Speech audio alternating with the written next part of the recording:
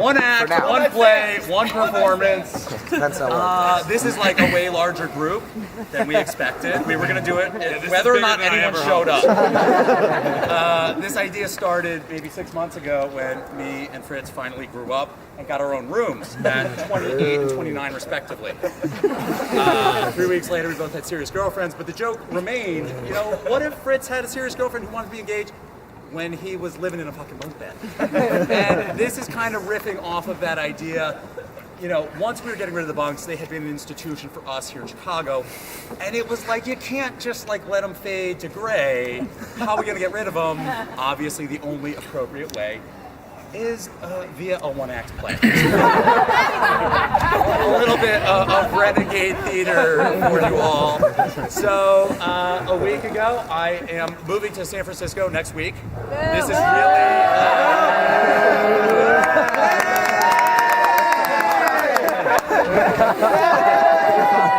very mixed emotions. This is You're gonna laugh, you're gonna cry. This is not only on my Chicago bucket list, this is more like a life bucket list. You know, one-act play on the deck here.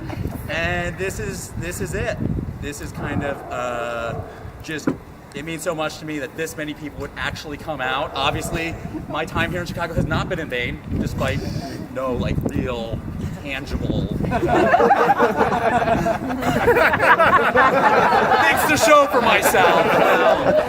I think this is more than I ever could have hoped for. So I hope you enjoy the play.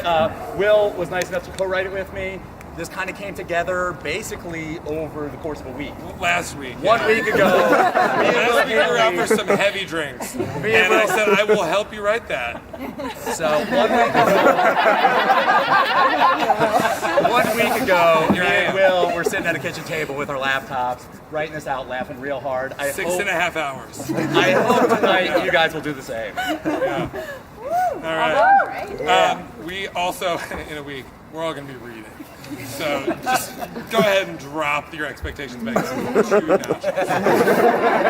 Yeah, you like saw all of this, you're like, whoa. Let's temper it back.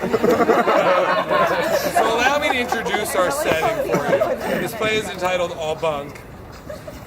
Yeah, you'll find out. So we have a couple characters I'd like to introduce you to. We have Katie. Katie's 28 and is in a relationship with our other character here named Fritz. Katie's a wet blanket. She wraps paper towels for a living. It's a good job, but she still works for Bounty. She is really thirsty for a rack, like really itching. She likes Chardonnay. Her former roommate Jennifer has just moved to New York City, and she's not loving her new Craigslist roommate Morgan. Morgan is a 22-year-old recent Oberlin College grad. She's like kind of privileged, crunchy, you know, like she likes being kind of a hippie, but prefers being comfortable more. Her boyfriend Nathaniel lives in Pilsen, but works in their building at the Intelligentsia downstairs. And he always stays over, and Katie hates it. So this is Katie. Fritz is in a relationship with Katie. He's an attorney. He's successful. He's been working for 2 years now. He works for a firm called Kozelka and Braun that's named after 2 women Bill mercilessly pursued. He's friends with Bill. They've been in college. He's a good Midwestern guy. He's from Cincinnati. He went to Notre Dame for undergrad, for law school, and probably for everything else. He lives in the bottom bunk, and he and Bill have been bunking for 6 months, and they fucking love it. Bill is a little younger. He's a year behind. He's 27. He moved to Chicago 6 months ago after a year-long stay in China, where he taught English. That wasn't written. But he drives Fritz's car as an Uber. So here's the setting. They all live in the same apartment building at the corner of Milwaukee and Damon, where that Intelligentsia is. We all know which one that is. Katie and Morgan live in a 2-bedroom on the 6th floor and share a bathroom. Fritz and Bill live in a studio on the 5th floor and share everything. So here we are in the apartment. Fritz and Katie are canoodling as they canoodle in the bottom bunk. It's 9 p.m. on a Friday night, and they're just getting ready to go to bed. And the lights are dim. We want you to get the setting. It's Memorial Day weekend, and Bill is super excited for Memorial Day. Katie and Fritz are super excited to go sleeping. I mean, she's 22, so I want to give her a break. But I'm sorry. Arrowroot and shea butter are not an adequate substitute for deodorant. I just wish she would realize that she's not an Oberlin anymore. She just has to live in the real world. Well, have you had this conversation before? Well, like, last time I was at Walgreens, they had a 2-for-1 on Tom's deodorant, so I gave the extra one to Morgan. Obviously, she didn't get the clue, so now I've been using this stupid Tom's deodorant that doesn't even work. You smell fine to me.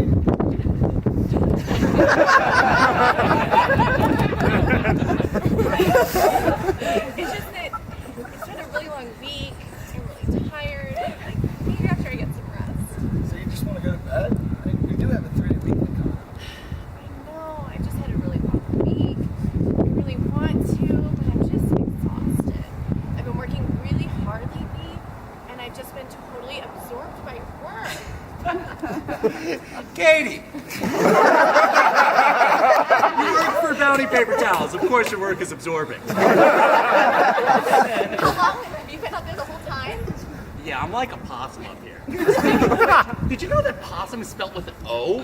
See, the thing is, now that I know how to spell it, I don't know how to say it. Possum? Opossum? Did you learn that on one of your Uber rides?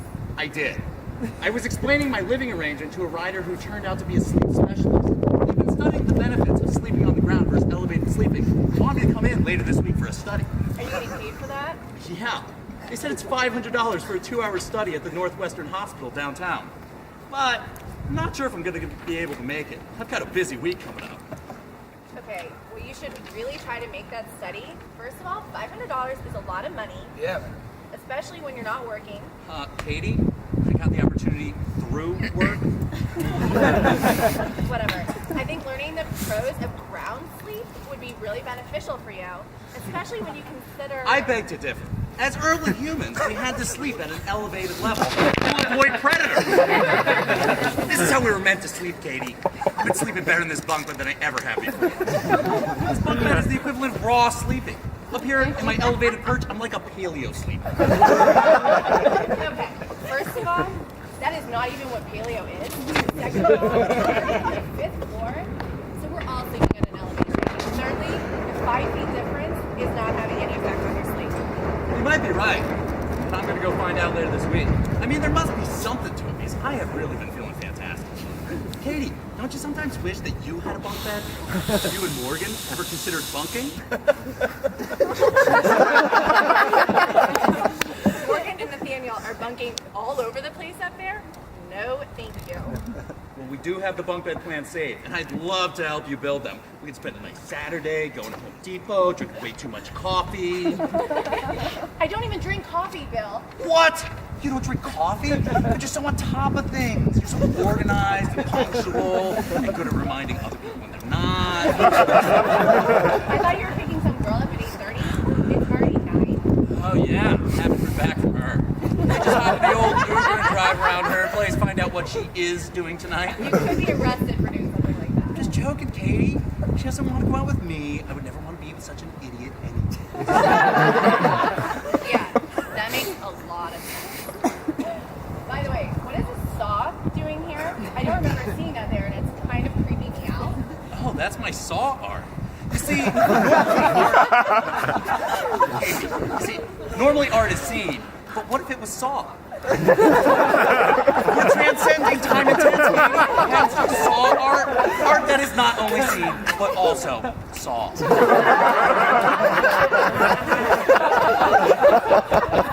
It's a simultaneous experience of art seen and saw, playing on the temporal nature of all visual art. I'm hoping to continue with this project. Think about it. Seen, saw, back and forth, a retrospective. Bill, I have literally no idea what you're talking about. I'm talking about saw art.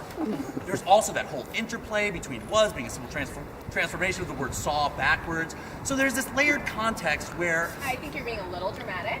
palindramatic maybe. As the loop is a bar, calendar. Gate man sees name, garage man sees name tag. Katie does not get it. Then she gets it. Really, she will never get it. How much are you selling your saw art for? I wasn't planning on selling it, but if you're interested, I can certainly make it. No, Bill. I think I'm okay without any saw art right now. I might just go upstairs and get some sleep. Morgan and Nathaniel are out of town this weekend at her parents' lake house in Michigan. Parents' Lake House in Michigan. Are you telling us that Morgan is privileged, crunchy? Privileged crunchy? I think what Fritz means is that Morgan likes being crunchy, but not as much as she likes being comfy. Like if Morgan went to Burning Man, she wouldn't drive her car. She'd take a plush camper filled with chilled coconut water. Yeah, exactly. Like, Morgan probably takes her dad's credit card to the farmer's market. Like Morgan spends more money on yoga than utilities.